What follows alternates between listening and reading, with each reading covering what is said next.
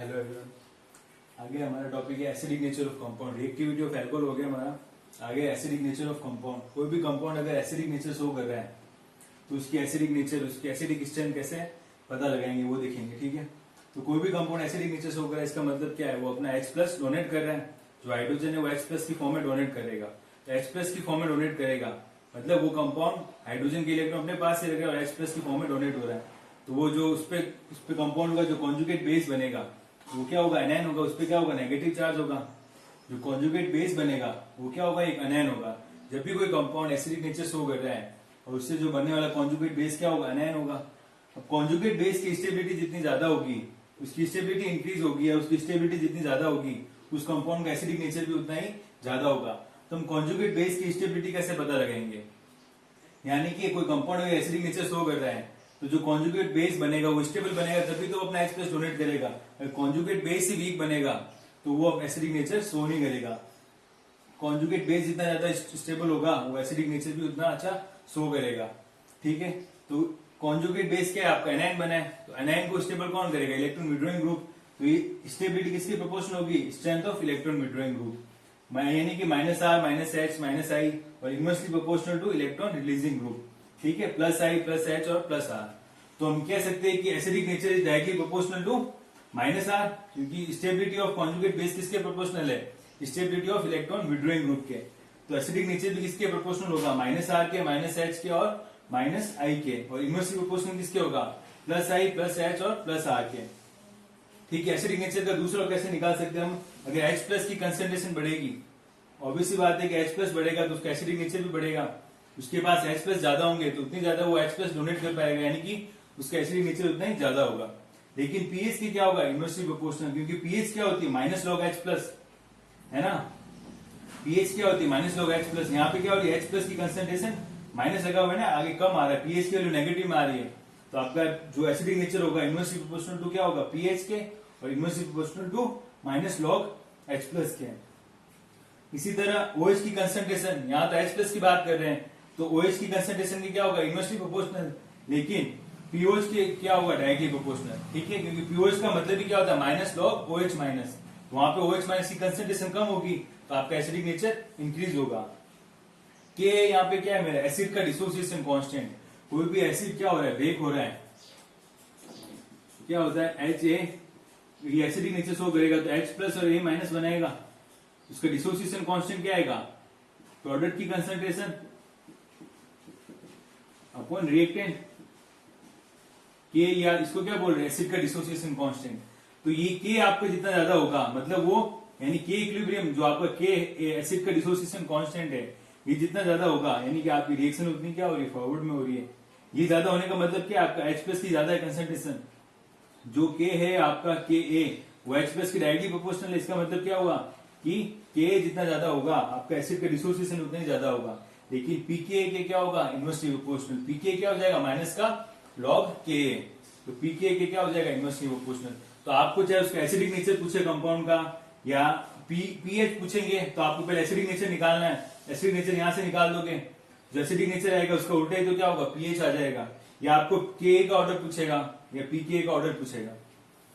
ठीक है, अब इस पे सवाल है, ये HA, HB और HC ये आपके क्या है, हाइड्रोजन है, जहां से वो अपना एसिडिक नेचर शो कर रहा है। तो जब भी आपको सवाल में दे वो एसिडिक नेचर आपको पूछ रहा हो कि इसका एसिडिक नेचर बताना है, तो आप सबसे पहले क्या करोगे, उस एसिडिक हाइड्रोजन को निकाल दो। जैसे उस एसिडिक हाइड्रोजन को निकालोगे उस पर आपका कॉन्जुगेट बेस बन गया एनायन। क्या आ गया, यहाँ पे एनायन आ गया। ठीक है, आपको डायरेक्ट नहीं करना है, आपको पहले से क्या बनाना है, कॉन्जुगेट बेस बनाना है। आपको कॉन्जुगेट बेस बन गया एनायन। अब एनायन की स्टेबिलिटी देखनी, सबसे ज्यादा स्टेबल कहां पर होगा। ठीक है, इस एनायन से कौन सा जुड़ा हुआ है, sp3 कार्बन। इस एनायन से sp2 हाइब्रिडाइज कार्बन और इससे sp3। तो हमें पता है कि सॉरी इससे क्या लगा हुआ, sp, sp2 और sp3। ठीक है, तो हमें पता है कि इलेक्ट्रोनेगेटिविटी ज्यादा किसकी होती है, sp की, क्योंकि इसमें %S कैरेक्टर ज्यादा होते हैं। %S कैरेक्टर ज्यादा है, इलेक्ट्रोनेगेटिविटी ज्यादा है, तो उसका -I इफेक्ट ज्यादा होगा। तो -I इफेक्ट ज्यादा है मतलब विड्रॉइंग इफेक्ट ज्यादा किसका है, इसका sp हाइब्रिडाइज का। तो सबसे ज्यादा आपका स्टेबल एनायन कौन सा हो जाएगा, sp वाला। और फिर ये ठीक है, अब सेकंड एग्जांपल, इसमें भी आपको पूछा है कि इसका एसिडिक नेचर बताओ, डिक्रीजिंग ऑर्डर। ठीक है, तो आपको एसिडिक नेचर शो कराना पड़ेगा। जैसे एसिडिक नेचर शो कराओगे तो क्या आ जाएगा इस पे नेगेटिव, यहाँ पे क्या आ जाएगा नेगेटिव। कॉन्जुगेट बेस बना दो आप पहले, कोई भी कंपाउंड के पहले आपको कॉन्जुगेट बेस बनाना है, सीधे ही आप उस पर नहीं करो। तो प्रैक्टिस हो जाए अच्छी खासी तब आपको सीधा उस पर नेगेटिव लगा के फिर आपको सॉल्व कर सकते हो। तो कॉन्जुगेट बेस बन गया आप कहना है। तो कॉन्जुगेट क्या पढ़ा था कि इलेक्ट्रोनेगेटिविटी ज्यादा किसकी होती है, छोटी रिंग की। Smaller is the ring more is electronegative. तो छोटी रिंग ज्यादा इलेक्ट्रोनेगेटिव होगी तो क्या होगा, उसका माइनस आई इफेक्ट उतना ही ज्यादा होगा। तो आपको क्या आ जाएगा, एसिडिक नेचर का ऑर्डर। क्योंकि इस पे जो कॉन्जुगेट बेस बना है, इस पे जो नेगेटिव चार्ज आ रहा है वो ज्यादा स्टेबल है। क्यों, क्योंकि छोटी रिंग है वो मोर इलेक्ट्रोनेगेटिव है, माइनस आई इफेक्ट ज्यादा है, तो इस नेगेटिव चार्ज को ज्यादा स्टेबल करेगा यहाँ पर। इसी तरह यहाँ पे क्या है बेंजीन पे, तो सबसे पहले आप क्या करोगे, कॉन्जुगेट बेस बनाओगे, जो कि आपका क्या बनेगा नेगेटिव चार्ज। इस पे नेगेटिव आ गया, यहां से ये हटा दो नेगेटिव, यहाँ पे भी नेगेटिव। ओके, तो आपको क्या देखना है कि कॉन्जुगेट बेस सबसे ज्यादा स्टेबल कहां पर, ये भी फिनाइल रिंग है, यहाँ पे 2 फिनाइल रिंग लगी है, यहाँ पे 3 फिनाइल रिंग लगी है। तो नेगेटिव चार्ज जहाँ पे 3 फिनाइल रिंग लगी है वहां पे ज्यादा डिलोकलाइज होगा। जहां पर 3 बेंजीन रिंग लगी है, फिनाइल रिंग लगी है, वहां पे नेगेटिव चार्ज ज्यादा डिलोकलाइज हो रहा है। यहाँ 2 लगी तो यहाँ पे इसके कंपेरिजन में कम हो रहा है, तो यहाँ पे एक ही है तो यहाँ पे सबसे कम डिलोकलाइज हो रहा है। तो सबसे ज्यादा स्टेबल कहां पर है, नेगेटिव चार्ज, जहाँ पे 3 बेंजीन रिंग लगी है। जितनी ज्यादा बेंजीन रिंग उतनी ज्यादा क्या होगा, उस नेगेटिव चार्ज 3 रिंग में घूम रहा है यहाँ पे, तो ज्यादा स्टेबल है। जबकि यहाँ पे बेंजीन रिंग 2 रिंग पे ही घूम रहा है, यहाँ पे जो नेगेटिव चार्ज है 2 बेंजीन रिंग पर ही घूम रहा है, जबकि यहाँ पे 1 बेंजीन रिंग पे घूम रहा है। तो स्टेबिलिटी ज्यादा किसकी आ गई, इसकी और फिर इसकी। ओके, तो आपको क्या करना है, सबसे कोई भी आपको सवाल में देके इसका एसिडिक नेचर बताओ, तो आपको उसका कॉन्जुगेट बेस बनाना है। कॉन्जुगेट बेस पे क्या आएगा, नेगेटिव चार्ज। वो नेगेटिव चार्ज ज्यादा कहां पे स्टेबल होगा, जहां पे इलेक्ट्रॉन विड्रॉइंग ग्रुप लगे होंगे। और स्टेबिलिटी कैसे निकालते हैं, ये फैक्टर लगाने अपन को, ताकि हम कॉन्जुगेट बेस की स्टेबिलिटी पता लगा दें। कॉन्जुगेट बेस जितना ज्यादा स्टेबल होगा उसका एसिडिक नेचर भी उतना ज्यादा होगा। और सवाल करते हैं इस पे।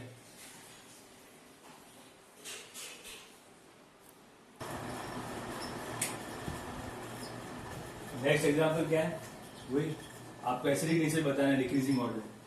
तो क्या होगा, इसका कॉन्जुगेट बेस बनाऊंगा तो क्या बनेगा, नेगेटिव चार्ज, यही बनेगा। इसका कॉन्जुगेट बेस क्या बनेगा, ये यहां से अगर ये एच बाहर एसिडिक नेचर शो करेगा तो ये बाहर निकल जाएगा हाइड्रोजन। यहाँ पे क्या बना इसका कॉन्जुगेट बेस बन गया नेगेटिव चार्ज। तो नेगेटिव चार्ज आपका कहां पे ज्यादा स्टेबल हो रहा है, जहां पे नेगेटिव चार्ज ज्यादा डिलोकलाइज हो रहा होगा वहीं पे आपका नेगेटिव चार्ज ज्यादा स्टेबल है, कॉन्जुगेट बेस उतना ज्यादा स्टेबल होगा। तो यहाँ पे देखिए नेगेटिव चार्ज ज्यादा डिलोकलाइज हो रहा है, जबकि यहाँ पे कम हो रहा है और यहाँ पे बिल्कुल कम।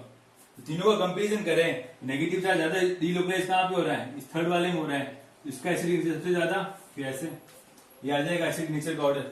ठीक है, अब नेक्स्ट बात करते हैं कि यहाँ पे आपको दे रखे ये acidic hydrogen HA, HC, HB और HD। ये कह रहा है कि भाई इनमें से ज्यादा एसिडिक हाइड्रोजन कौन सा है। तो आप क्या करोगे, एसिड नेचर शो करा दो, यहां से बाहर जाएगा यहाँ नेगेटिव चार्ज, ये जाएगा यहाँ पे नेगेटिव चार्ज, सल्फर पे नेगेटिव चार्ज, और यहां से जाएगा तो ऑक्सीजन पे नेगेटिव चार्ज। तो आपने इन सबके क्या बना दिए, कॉन्जुगेट बेस बना दिए। तो कॉन्जुगेट बेस क्या बना आपका, एनआईन बना। एनआईन ज्यादा स्टेबल कहां पे, वो आपको अब देखना है।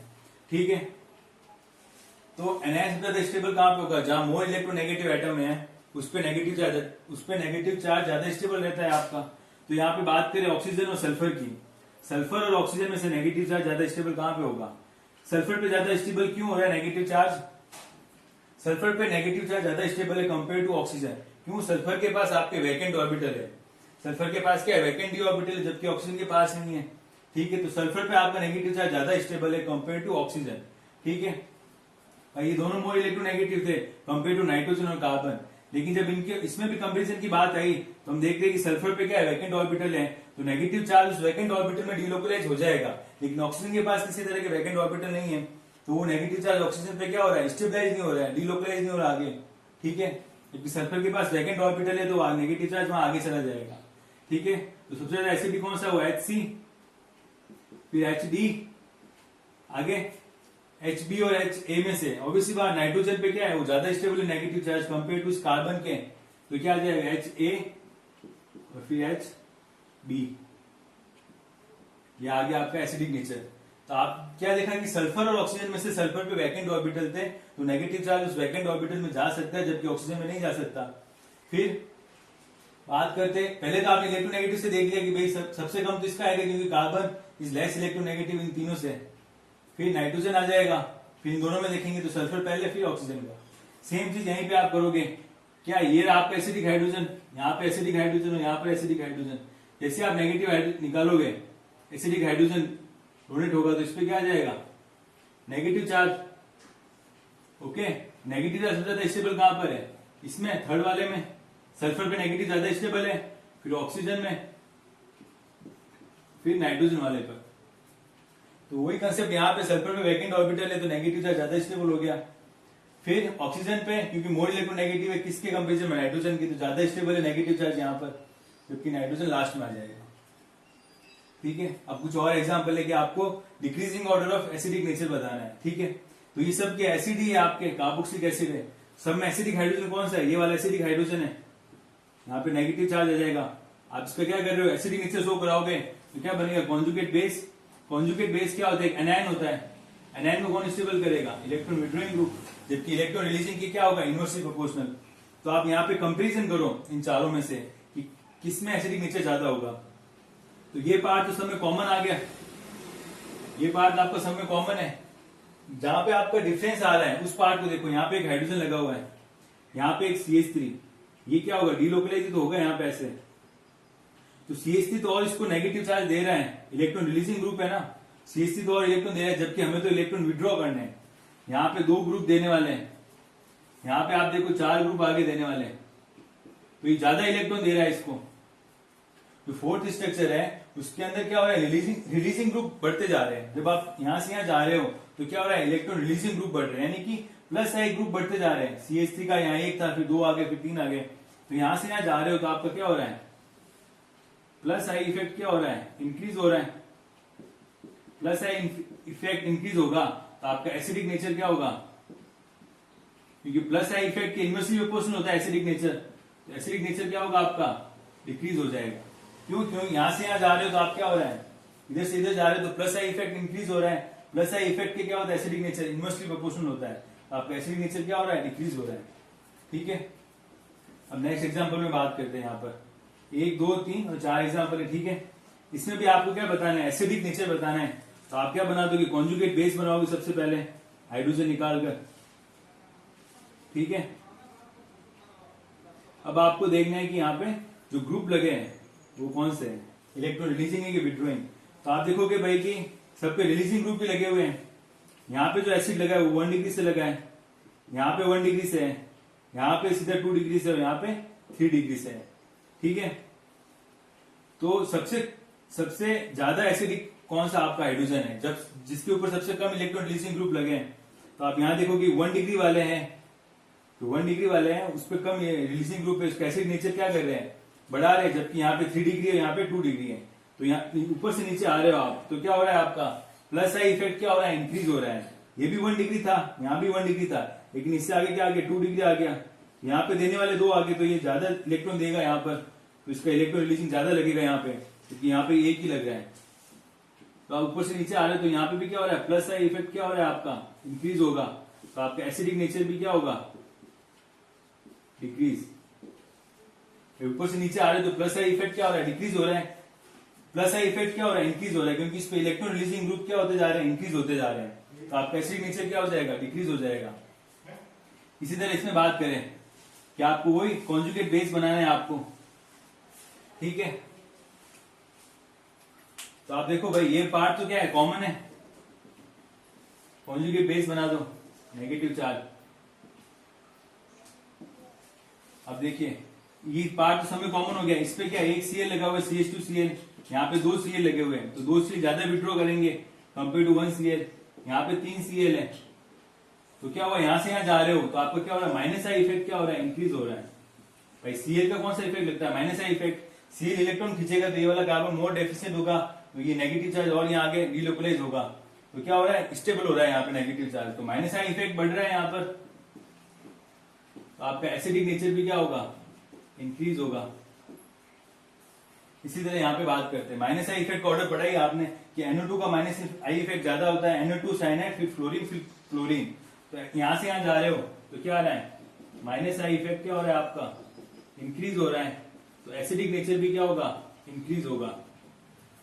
ठीक है, क्योंकि ये पार्ट तो आप देखो कॉमन है सब में, जहां पे वेरिएशन आ रहा है वहां से ऑर्डर निकल के आएगा आपका कि यहाँ पे NO2 है या साइनाइड है या फ्लोरीन है या क्लोरीन है। तो इनमें डिफरेंस क्या है, माइनस आई इफेक्ट का order. Minus I effect NO2 का ज्यादा होता है, यहां से यहाँ जा रहे हैं तो माइनस आई इफेक्ट क्या हो रहा है, सॉरी माइनस आई इफेक्ट क्या हो रहा है, डिक्रीज हो रहा है।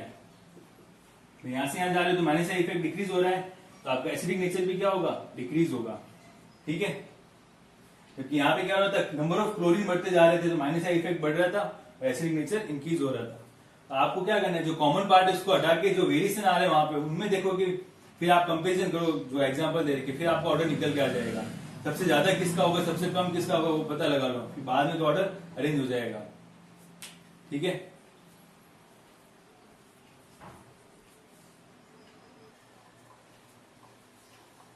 कुछ सवाल है जो आपको खुद करने हैं, चारों सवाल। ठीक है, इनका ऑर्डर निकालना है, decreasing order of acidic nature, acidic nature का डिक्रीजिंग ऑर्डर निकालना है। ये एक नोट है, ये एसिडिक नेचर का डिक्रीजिंग ऑर्डर सबसे पहले क्या है, फॉर्मिक एसिड, फिर बेंजोइक एसिड मोर एसिडिक, फिर क्या है सिंपल कोई एसिड होगा R ग्रुप यहाँ पे वेरी करेगा। सबसे ज्यादा एसिडिक कौन होगा, फॉर्मिक एसिड, फिर बेंजोइक एसिड, फिर RCOH, फिर फिनॉल, फिर मेथनॉल, फिर वाटर, फिर एल्कोहल, फिर एल्काइन, फिर अमोनिया। तो ये एसिडिक नेचर का ऑर्डर है, डिक्रीजिंग ऑर्डर किसका, एसिड का, एल्कोहल का, एल्काइन और अमोनिया का मिला के है। तो आपको ये ऑर्डर हमेशा याद रखना है, ऑन टिप होना चाहिए। ठीक है, इसके बाद बात करते हैं कि इंडक्टिव इफेक्ट के अंदर अगर सारे फैक्टर एक साथ काम कर रहे हैं, सारे फैक्टर एक साथ काम कर रहे हैं तो हम कैसे कैलकुलेट करेंगे कि एसिडिक नेचर कैसे निकालना है। ठीक है, यानी कि डिस्टेंस, नंबर और पावर, ये आप डिस्कस करेंगे यहाँ पे। ठीक है,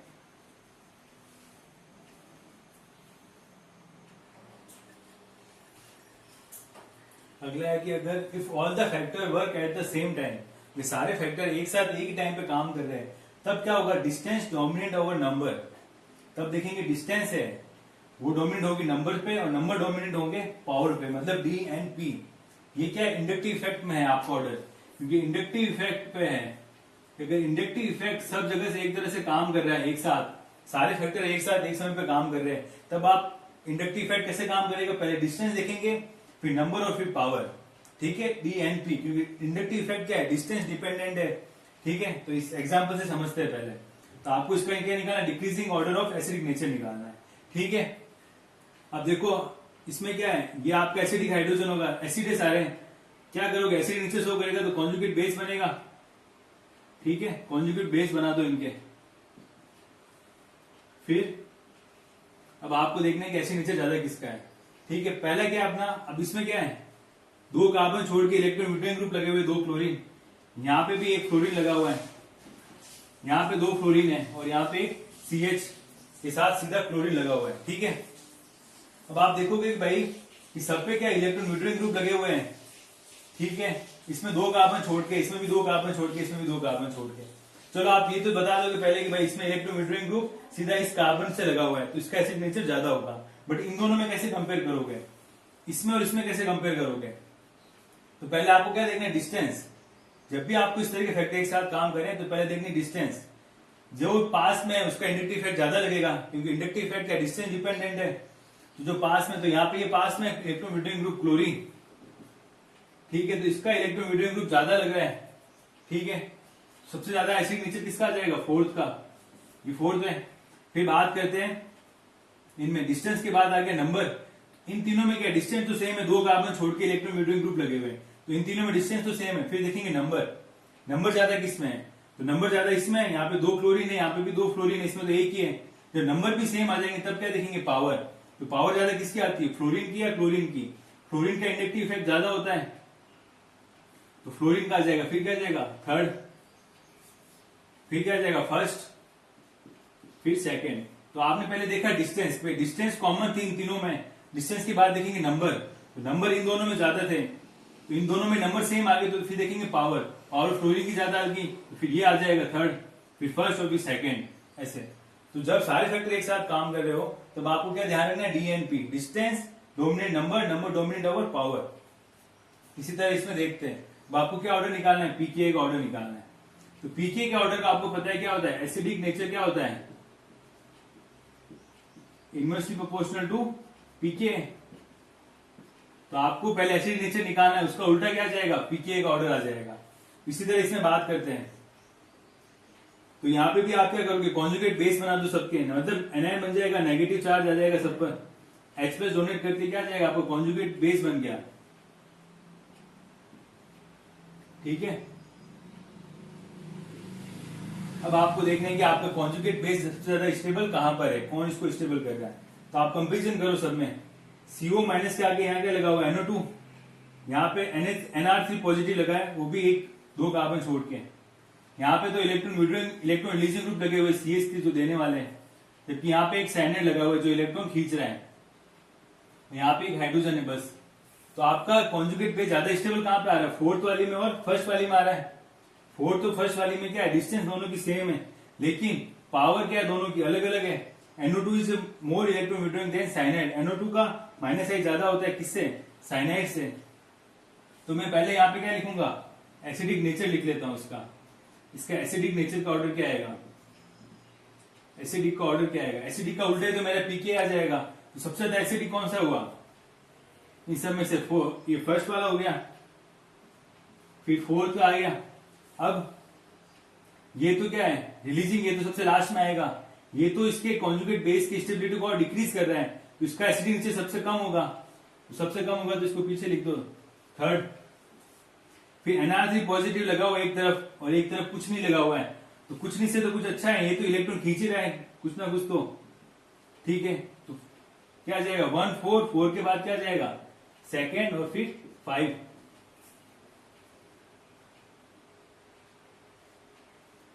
ठीक है, 1 4 2 5 3, ये आपका एसिड नेचर का ऑर्डर आ गया। कैसे निकाला, आपको बस वही देखना है, कॉन्जुगेट बेस आपका स्टेबल कहां पर है, कौन सा इलेक्ट्रॉन विड्रॉइंग कहां लगा हुआ है। अगर सेम डिस्टेंस पर है तो पावर देखेंगे, ठीक है, फिर नंबर देखेंगे, फिर पावर देखेंगे, डिस्टेंस नंबर पावर, ऐसे चलेगा।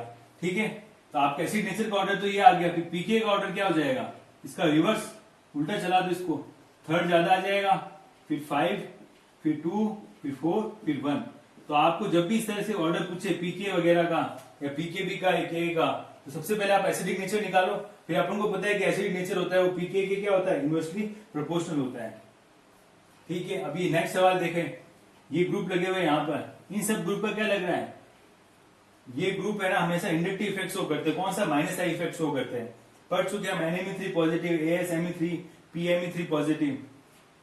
तो इनका क्या आया था कि ऊपर से नीचे आ रहे थे, तो जो NR3 positive, PR3 positive, are क्या है, मिथाइल ग्रुप ही तो है, PR3 पॉजिटिव,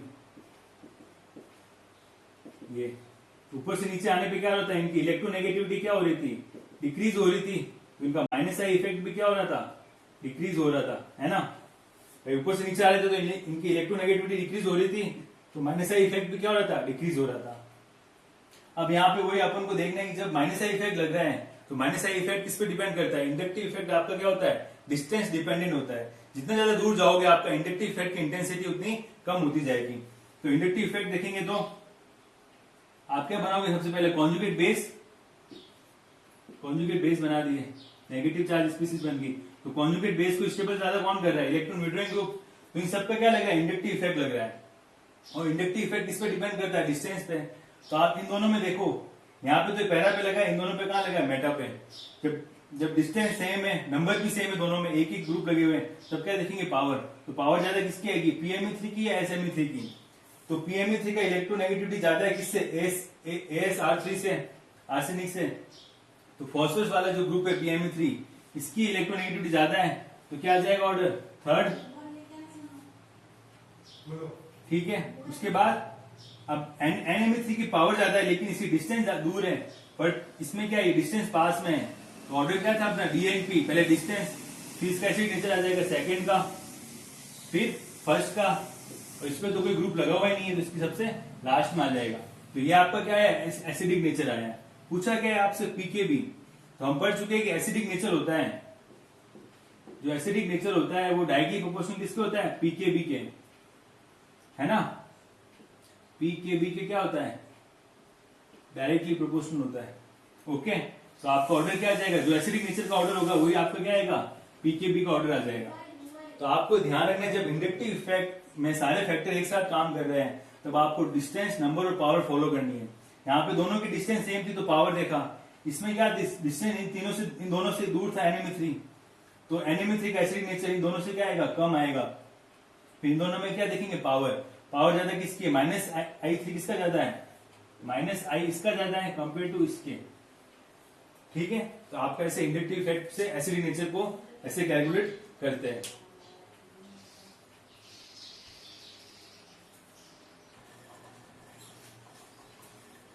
तो नेक्स्ट सवाल है, इसमें आपको क्या निकालना है, Ka का ऑर्डर निकालना है। ठीक है, तो एसिडिक नेचर क्या होता है, ये Ka क्या आपका एसिड का डिसोसिएशन कांस्टेंट है, तो एसिडिक नेचर क्या होता है, Ka के डायरेक्टली प्रोपोर्शनल होता है। तो आपको ये खुद सॉल्व करना है और आपका आंसर ये आना चाहिए। ठीक है, अब अगला क्या है, decreasing order of acidic nature, इन सब का आपको एसिडिक नेचर बताना है। तो आप देखोगे एग्जाम्पल में क्या हो रहा है, यहाँ पे ये नेगेटिव चार्ज लगा हुआ है। ठीक है, तो आप एसिड नेचर निकालने के लिए क्या होना चाहिए, उसके पास एसिडिक हाइड्रोजन तो होना चाहिए। कोई कंपाउंड का अगर एसिडिक नेचर शो करना है उसके पास सबसे पहले एसिडिक हाइड्रोजन तो हो। तो आप देखो इन एग्जाम्पल में क्या है, इसमें यहाँ पे तो हाइड्रोजन ही नहीं है, एसिडिक हाइड्रोजन, इसके पास भी एसिडिक हाइड्रोजन ही नहीं है। इसने सीधे क्या कर रखा है, कॉन्जुगेट बेस बना रखे हैं। मतलब ये स्ट्रक्चर कैसे थी, पहले ये ऐसे था और ये कैसे था, CH2Br C double bond OH, ये ऐसे था पहले। यहां से हाइड्रोजन निकालोगे तभी तो इसका ये क्या बनेगा, कॉन्जुगेट बेस। तो ये क्या दे रखे, ये दो तो आपको कॉन्जुगेट बेस दे रखे हैं और इनके पास एसिडिक हाइड्रोजन है।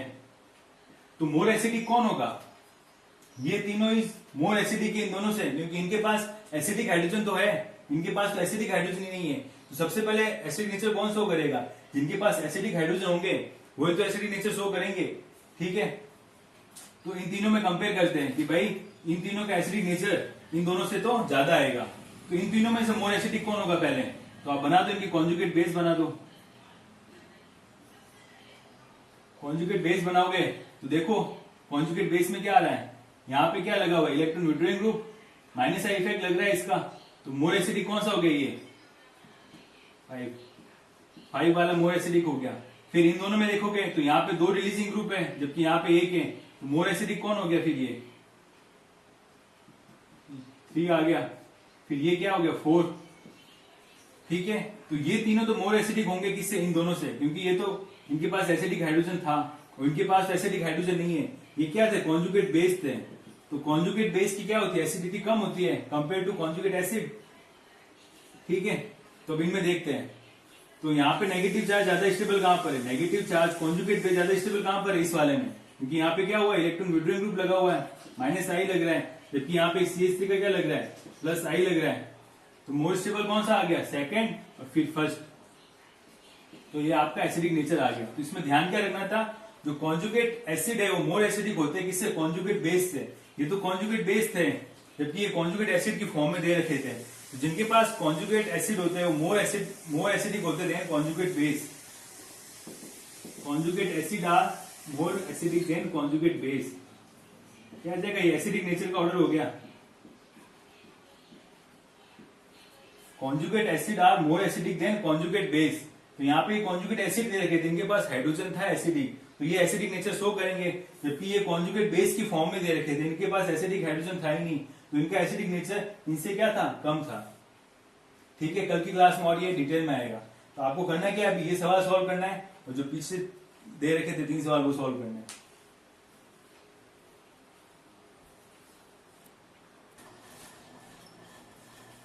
तो ये आपको कुछ रिवाइज करना है ताकि आपका जो पहले पढ़ा है वो आपका रिवाइज हो जाए। आरओएच की रिएक्शन PCl5 PCl3 SOCl2 से करानी है। मेन प्रोडक्ट तो आपका एक ही बनेगा, साइड प्रोडक्ट आपके तीनों अलग अलग बनेंगे। तो आपको बताना है कि तीनों कौन कौन से बन रहे हैं। एसिड की रिएक्शन COCl2 से कराएंगे तो क्या बनेगा, ये आपके रिएक्टेंट है। अगर इसकी रिएक्शन में TFCl से कराऊं, मतलब ट्रिफ्लेट है, आपका ट्रिफ्लेट क्लोराइड, इससे कराऊंगी तो इससे कराऊंगा तो क्या बनेगा, और HI से कराएंगे तो क्या बनेगा, प्रोडक्ट बताना है दोनों में। ठीक है, विद रीजन बताना है कि क्या है, क्या रीजन है। इसी तरह इसमें ये रिएक्टेंट है, इसकी रिएक्शन में एक बार तो करा रहा हूँ CH3COCl 1 इक्विवेलेंट दे रखा है pyridine की प्रेजेंस में। ठीक है, तो आपको बताना है कि ऐसा रिएक्शन कहां पर होगा, जब इस फर्स्ट स्टेप में करा रहा हूँ। दूसरी बार अगर मैं इसकी रिएक्शन NOH और CH3COCl से करा रहा हूँ तब बताना है कि ऐसा रिएक्शन कहां पर होगा। ठीक है, इसी तरह आपको यहाँ पे बताना है कि इन सबके साथ रिएक्शन करा रहा हूँ तो प्रोडक्ट मेरा एक ही बनेगा, तो कौन सा प्रोडक्ट बनेगा। ठीक है, प्लस है और माइनस है का ऑर्डर लिखना है, क्या ऑर्डर है उनका। और इनमें आपको क्या बताना है, रेट ऑफ न्यूक्लियोफिलिक एडिशन। तो न्यूक्लियोफाइल पहले कहां पे ऐड करेगा उसका ऑर्डर बताना है, ठीक है। तो ये आपका इससे रिवीजन हो जाएगा। थैंक यू आज की क्लास में।